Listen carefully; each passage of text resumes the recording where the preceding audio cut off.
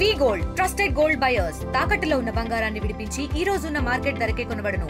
మరిన్ని వివరాలకు సంప్రదించండి 7710 అందరికీ నమస్కారం.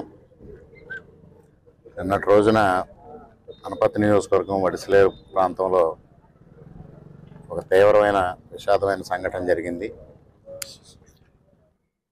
రాజమహేంద్రవరం రూరల్, రాజానగరం నియోజకవర్గాలకు చెందిన 2 కుటుంబాలు దారుణంగా ఇక్కడ రోడ్ యాక్సిడెంట్లో 5గురు అక్కడికక్కడ మరణించడం, మరొక 2 తీవ్రంగా గాయపడడం జరిగింది.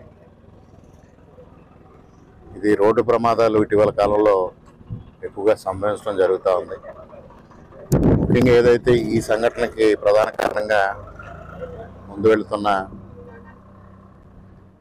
మిల్క్ ట్యాంకర్ ఏదైతే సరైన సిగ్నల్ ఇవ్వకపోవడం వల్ల వెనకొస్తున్న జైలు వాహనంలో వస్తున్న కవలగొయ్యకి సంబంధించిన కుటుంబం, రఘునాథపురంకు సంబంధించిన కుటుంబం, 2 బావబావమరుదుల కుటుంబాలు వెనకొస్తున్న వాహనంలో వేగంగా రావడంతో ఇక్కడ ప్రమాదానికి గురి కావడం తీవ్రమైన విషాదమైన సంఘటనని మిగిల్చింది. నిన్నటి రోజున నేను తిరుపతి పర్యటనలో ఉండడం, ఇక్కడ అందుబాటులో లేకపోవడం వల్ల అప్పటికప్పుడు పోలీసులతో, ముఖ్యంగా ఎస్పీ గారితో, అదేవిధంగా డిఎస్పీ గారితో అందరితో మాట్లాడడం, ఎప్పటికప్పుడు ఇక్కడ గ్రామస్తులు గోవింద్ గారు ఆధ్వర్యంలో సహాయ చర్యలు కూడా అందించి మృతదేహాలు వాహనం నుంచి బయటకు తీసుకురావడంలో కూడా స్థానికులు శ్రమించి, అదేవిధంగా పోలీసులు కూడా రాత్రికి రాత్రే ఇంక్వెస్ట్ కంప్లీట్ చేసి బాడీస్ని కూడా రాత్రి అప్పగించడం జరిగింది. చాలా వేగంగా స్పందించారు.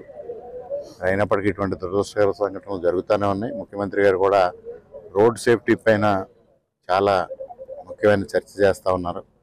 ప్రధానంగా రోడ్ సేఫ్టీ కూడా ఏదైతే రోడ్లు అభివృద్ధి చేస్తున్న నేపథ్యంలో, వేగం పెరుగుతూ ఉన్న నేపథ్యంలో భద్రతా ప్రమాణాలను కూడా ఆలోచన చేయాల్సిన అవసరం ఉందనేది వాళ్ళ ప్రభుత్వాలు, కేంద్ర రాష్ట్ర ప్రభుత్వాలు ఆలోచన చేస్తూ ఉన్నాయి.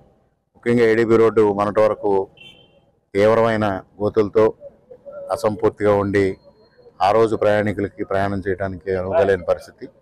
ఇవాళ ఎప్పుడైతే కొంత మేరకు అభివృద్ధి పరుస్తున్న నేపథ్యంలో వాహనాల వేగం పెంచడం వల్ల కూడా ఈ విధమైన ప్రమాదాలు సంభవిస్తున్నాయి. ముఖ్యంగా వాహనదారులు కూడా విజ్ఞప్తి చేసేది, అతివేగం ప్రమాదకరం, చాలా అతి జాగ్రత్త అనేది అవసరం.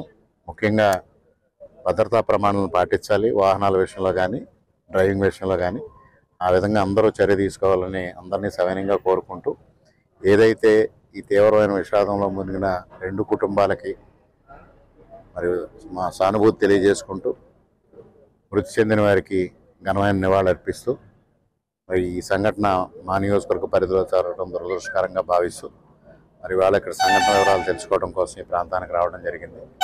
మరొక మారు అందరికీ సంతాపం తెలియజేసుకుంటూ సెలవు. ఇండియా పాకిస్తాన్ ఉద్రిక్తతలపై లేటెస్ట్ అప్డేట్స్ కోసం డౌన్లోడ్ చేసుకోండి RTV లైవ్ యాప్.